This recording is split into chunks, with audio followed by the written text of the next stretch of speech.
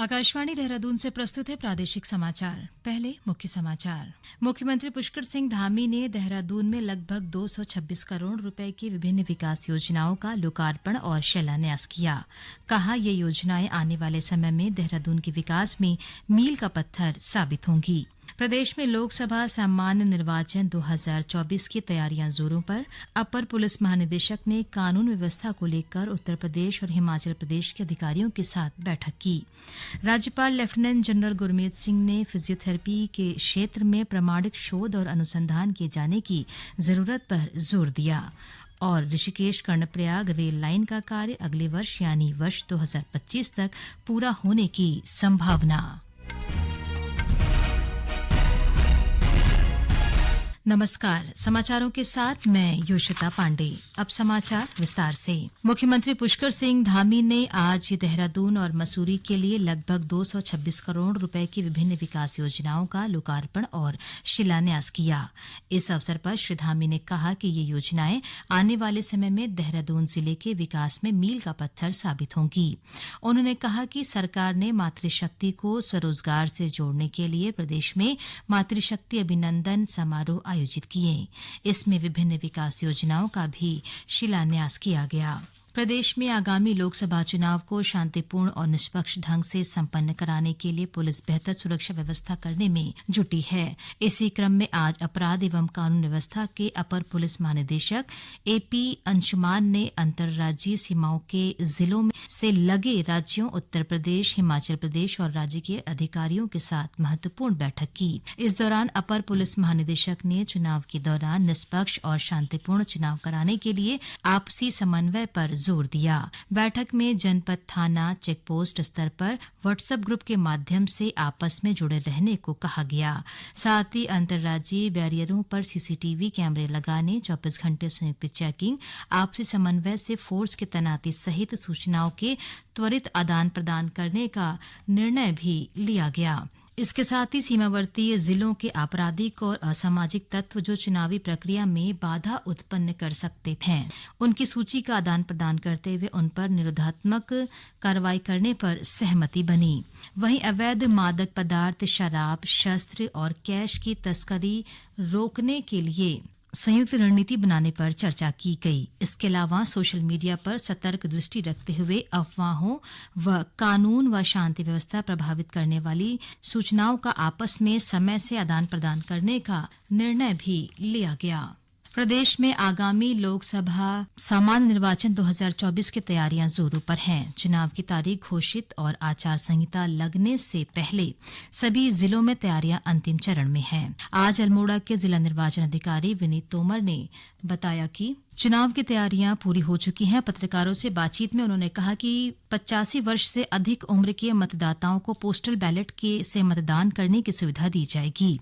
श्री तोमर ने कहा कि जिले में 5,35,079 मतदाता हैं। उन्होंने बताया कि मतदान के लिए जिले के 6 विधानसभा क्षेत्रों में कुल 920 मतदान केंद्र बनाए गए हैं।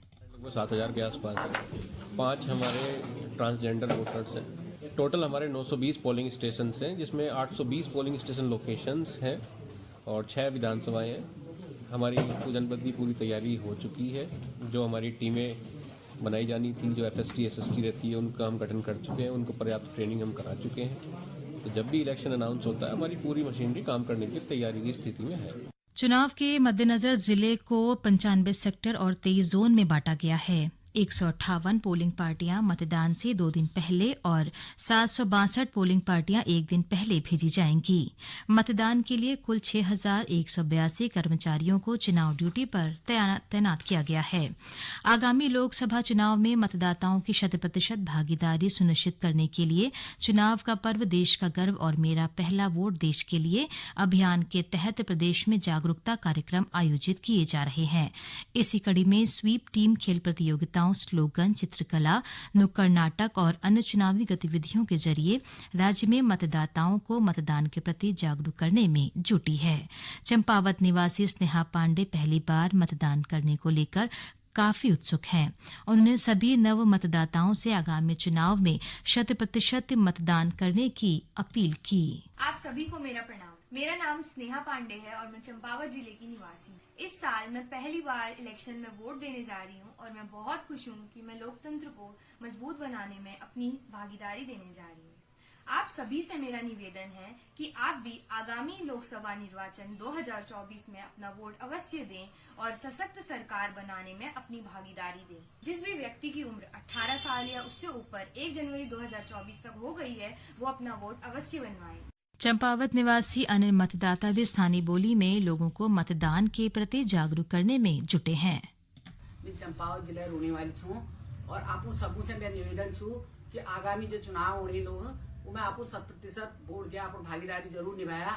जो 18 साल अभी ठुल हैगिन वो आपको वोट जरूर बढ़ा लिया। जो मेरे भाई बंधु आपको नौकरी पे हैं, आपको काम गए भैर जरी उला जरूर है आपको वोटर प्रयोग करिया, अपना अधिकारा प्रयोग करिया ताकि लोकतंत्र मजबूत हो और हमारी सरकार बहुत मजबूत बने। राज्यपाल लेफ्टिनेंट जनरल गुरमीत सिंह ने फिजियोथेरेपी के क्षेत्र में प्रामाणिक शोध और अनुसंधान किए जाने की जरूरत पर जोर दिया है। उन्होंने कहा कि ऐसा करने से अधिक लोग इस पद्धति से जुड़ेंगे। देहरादून में आयोजित एक कार्यक्रम में राज्यपाल ने कहा कि आज तेजी से बढ़ते शहरीकरण, बड़ी आबादी और स्वास्थ्य देखभाल की बढ़ती आवश्यकताओं के साथ स्वास्थ्य संबंधी चुनौतियां भी बहुत बढ़ रही हैं। उन्होंने विश्वास जताया कि फिजियोथेरेपिस्ट इन चुनौतियों को अवसर में बदलकर स्वस्थ भारत विकसित भारत के निर्माण में अहम भूमिका अदा करेंगे। 3 दिवसीय इस सम्मेलन में देश भर से 2000 से अधिक फिजियोथेरेपिस्ट और 8 देशों के डेलीगेट्स प्रतिभाग कर रहे हैं। सम्मेलन में सराहनीय सेवाओं के लिए फिजियोथेरेपिस्ट डॉक्टर को सम्मानित किया गया। प्रदेश में निर्माणाधीन ऋषिकेश कर्णप्रयाग रेल लाइन का कार्य अगले वर्ष यानी वर्ष 2025 तक पूरा कर लिया जाएगा। ये जानकारी देते हुए रेलवे लाइन परियोजना के मुख्य प्रबंधक अजीत सिंह यादव ने बताया कि अब तक 73% कार्य पूरा हो चुका है। खुदाई का कार्य 73% हो चुका है और जो बचा हुआ कार्य है 2025 में पूर्ण कर लिया जाएगा और 2026 में हम लोग ट्रेन जो है चला पाएंगे। पत्रकारों से बातचीत में श्री यादव ने कहा कि वर्ष 2026 में पहाड़ों पर रेल यात्रियों को लेकर दौड़ती नजर आएगी। गौरतलब है कि 125 किलोमीटर लंबी ऋषिकेश कर्णप्रयाग नई ब्रॉड गेज रेल लाइन परियोजना में 104 किलोमीटर रेल सुरंग के अंदर से होकर गुजरेगी। महिला और बाल विकास मंत्रालय आज से 23 मार्च तक पोषण पखवाड़ा आयोजित कर रहा है। इस दौरान पोषण भी, पढ़ाई भी सहित जन जागरूकता और सामुदायिक कार्यक्रम आयोजित किए जाएंगे। पखवाड़े में गर्भवती महिलाओं के पोषण और स्वास्थ्य के लिए आहार शैली पर विशेष ध्यान दिया जाएगा। मंत्रालय ने कहा कि अन्य मंत्रालय और विभाग की पोषण संबंधी अन्य कार्यक्रम आयोजित कर सकते हैं। इनमें मिशन लाइफ के माध्यम से बेहतर पोषण और आंगनवाड़ी केंद्रों में मोटे अनाजों तथा पोषण वाटिकाओं को बढ़ावा दिया जाना शामिल है। प्रदेश के सरकारी मेडिकल कॉलेजों में शिक्षकों की कमी को जल्द दूर किया जाएगा। राज्य सरकार ने उत्तराखंड चिकित्सा सेवा चयन बोर्ड की प्रतीक्षा सूची में चयनित 20 असिस्टेंट प्रोफेसर की तैनाती को मंजूरी दे दी है। जल्द ही शासन स्तर से चयनित असिस्टेंट प्रोफेसरों की राजकीय मेडिकल कॉलेजों में नियुक्ति के आदेश जारी कर दिए जाएंगे। चमोली जिले में जल जीवन मिशन योजना के तहत पात्र परिवारों तक नल से जल पहुंचाया जा रहा है। आज जिलाधिकारी हिमांशु खुराना ने संबंधित अधिकारियों को योजना के तहत बचे हुए कार्यों को गुणवत्ता के साथ जल्द पूरा करने के निर्देश दिए। जल संस्थान के अधीक्षक अभियंता सुशील कुमार सैनी ने बताया कि जिले में 76,502 घरेलू जल संयोजन के सापेक्ष अब तक 76,410 घरेलू जल संयोजन किए जा चुके हैं। ये समाचार आकाशवाणी के देहरादून केंद्र से प्रसारित किए जा रहे हैं। पूर्व मुख्यमंत्री भुवन चंद्र खंडूड़ी के बेटे मनीष खंडूड़ी आज भारतीय जनता पार्टी में शामिल हो गए हैं। मुख्यमंत्री पुष्कर सिंह धामी, प्रदेश प्रभारी दुष्यंत गौतम और प्रदेश अध्यक्ष महेंद्र भट्ट की मौजूदगी में मनीष खंडूड़ी ने भारतीय जनता पार्टी की सदस्यता ग्रहण की। गौरतलब है कि मनीष खंडूड़ी ने 2019 में कांग्रेस के टिकट पर पौड़ी गढ़वाल से लोकसभा चुनाव में लड़ा था। मनीष खंडूड़ी ने एक दिन पहले ही सोशल मीडिया के जरिए कांग्रेस की सदस्यता से इस्तीफा देने की जानकारी दी थी। मुख्यमंत्री पुष्कर सिंह धामी और भाजपा के प्रदेश चुनाव प्रभारी व राष्ट्रीय महामंत्री दुष्यंत कुमार ने प्रचार वीडियो वैन को आज देहरादून स्थित भाजपा महानगर कार्यालय से हरी झंडी दिखाकर रवाना किया। भाजपा के प्रदेश चुनाव प्रभारी दुष्यंत कुमार गौतम पार्टी चुनाव अभियान को गति देने के लिए 2 दिवसीय उत्तराखंड दौरे पर हैं।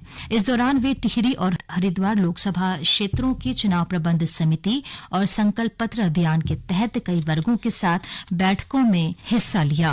भारतीय जनता पार्टी के प्रदेश मीडिया प्रभारी मनवीर सिंह चौहान ने दावा किया है कि उनकी पार्टी इस बार राज्य की 5 सीटों पर बड़े अंतर के साथ जीत हासिल करेगी। उन्होंने कहा कि मुख्यमंत्री द्वारा किए जा रहे रोड शो में युवाओं और महिला समेत बड़ी संख्या में लोग उपस्थित हो रहे हैं, जिससे आम जनता का राज्य सरकार के प्रति उत्साह साफ दिखाई दे रहा है। प्रदेश में सरकार द्वारा चलाए जा रहे लाभार्थी संपर्क अभियान को सफल बताते हुए श्री चौहान ने कहा कि सरकार की योजनाएं आज धरातल पर पहुंच रही हैं। नई दिल्ली में आयोजित नेशनल क्रिएटर्स अवार्ड में उत्तराखंड के चमोली के पीयूष पुरोहित को बेस्ट नैनो क्रिएटर अवार्ड से सम्मानित किया गया। मुख्यमंत्री पुष्कर सिंह धामी ने पीयूष पुरोहित को ये अवार्ड दिए जाने पर खुशी जताई। श्री धामी ने कहा कि पीयूष पुरोहित को मिला सम्मान राज्य का भी सम्मान है और इससे विभिन्न क्षेत्रों में नवाचार के लिए प्रदेश के युवाओं को भी प्रेरणा मिलेगी। गौरतलब है कि पीयूष पुरोहित चमोली के बमूत गांव से हैं और देश भर में 30 लोगों द्वारा प्रतिभाग की गई प्रतिस्पर्धा में उन्हें बेस्ट नैनो क्रिएटर अवार्ड से सम्मानित किया गया। अंत में मुख्य समाचार एक बार फिर।